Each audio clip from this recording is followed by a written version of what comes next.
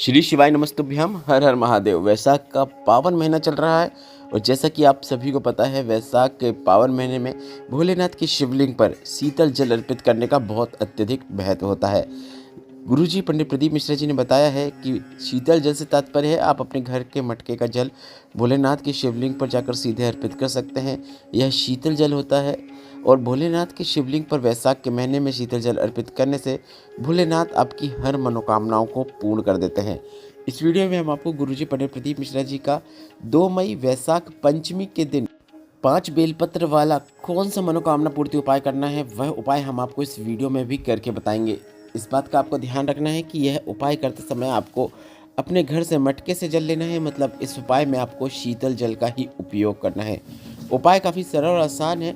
हर प्रकार की मनोकामना पूर्ति के लिए आप यह उपाय कर सकते हैं। 5 बेलपत्र लेकर आपको भोलेनाथ के मंदिर में पहुंच जाना है। इसके साथ ही साथ आपको 1 कलश जल लेकर भी भोलेनाथ के मंदिर में पहुंचना है। 5 बेलपत्र पूर्ण होना चाहिए, टूटी हुई नहीं होना चाहिए और सभी बेलपत्र की जो नीचे की डूट होती है उसे आपको पहले ही तोड़ लेना है। यह किसी भी प्रकार की मनोकामना पूर्ति वाला एक विशेष उपाय है, जिससे आप धन प्राप्ति, लक्ष्मी प्राप्ति, कर्ज मुक्ति, व्यापार वृद्धि, नौकरी प्राप्ति, शीघ्र विवाह, किसी भी प्रकार की अपनी मनोकामना पूर्ति के लिए यह उपाय कर सकते हैं। अटके हुए कार्यों को पूर्ण करने के लिए भी आप यह उपाय कर सकते हैं। आपको पहली बेलपत्र लेना है और पहली बेलपत्र को आपको शिवलिंग में गणेश भगवान के स्थान पर अर्पित कर देना है। शिवलिंग में जो गणेश भगवान का स्थान होता है, वहाँ पर बेलपत्र अर्पित करने के बाद 1 कलश का ही जल जो आपने लाए हैं उसे आपको उस स्थान पर थोड़ा सा अर्पित कर देना है जहाँ पे आपने बेलपत्र अर्पित की है।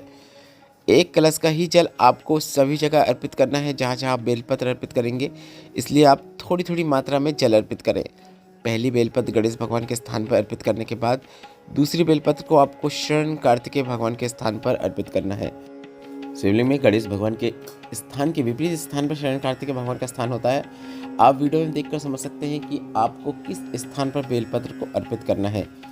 इसके बाद इस स्थान पर भी आपको थोड़ा सा जल अर्पित कर देना है। 5 स्थानों पर आपको बेलपत्र अर्पित करना है। 2 स्थान आपने देख लिए हैं। तीसरा स्थान शिवलिंग में माता अशोक सुंदरी का स्थान है। इस स्थान पर भी आपको बेलपत्र अर्पित करना है और माता अशोक सुंदरी के स्थान पर भी आपको इस प्रकार से बेलपत्र अर्पित करना है कि बेलपत्र की डंडी जलाधारी की ओर हो। जितनी भी बेलपत्र आपने अभी तक अर्पित की है, सबकी डंडी जलाधारी की ओर होना चाहिए। माता अशोक सुंदरी के स्थान पर बेलपत्र अर्पित करने के बाद इस स्थान पर भी आपको थोड़ा सा जल अर्पित कर देना है। इसके बाद चौथी बेलपत्र आपको शिवलिंग में माता पार्वती का जो हस्तकमल होता है वहाँ पे अर्पित करना है। शिवलिंग में माता पार्वती का हस्तकमल शिवलिंग के कटीय भाग में आपको चौथी बेलपत्र अर्पित करना है और यहाँ पर भी बेलपत्र अर्पित करने के बाद आपको थोड़ा सा जल अर्पित कर देना है। आप वीडियो में देखकर समझ सकते हैं कि चौथी बेलपत्र आपको किस स्थान पर अर्पित करना है। यहाँ पर भी जल अर्पित करते समय आप श्री शिवाय नमस्तुभ्यम, नमः शिवाय और ओम नमः शिवाय मंत्र का उच्चारण अवश्य कीजिएगा। पूरा उपाय करते समय आप भगवान का स्मरण करते रहें।